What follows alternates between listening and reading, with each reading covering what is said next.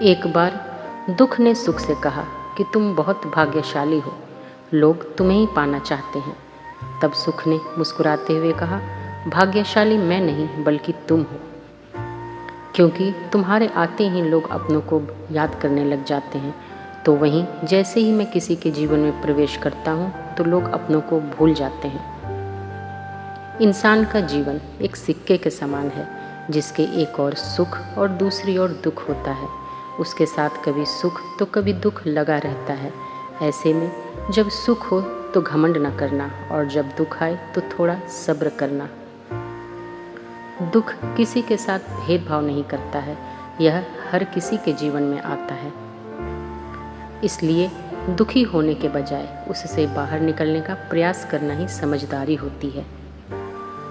किसी भी प्रकार के कष्ट आने पर सबसे पहले उससे जुड़ी चिंता करना छोड़ दें, बल्कि उसे दूर करने का चिंतन करें। साथ ही अगर हम अपने दुखों का कारण समझने में सक्षम हो जाएं, तो हमारे लिए उसे दूर करना भी बहुत आसान हो जाएगा, और तब हमारे जीवन में सुख और शांति आने से कोई नहीं रोक पाएगा।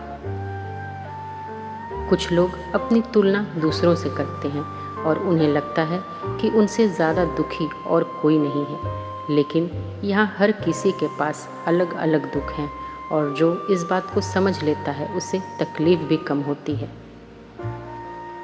हमें यह विश्वास होना चाहिए कि हमारे जीवन में आने वाली मुश्किलें आसमान में छाई उन काली घटाओं की तरह होती हैं, जो सूरज को ढक लेती हैं।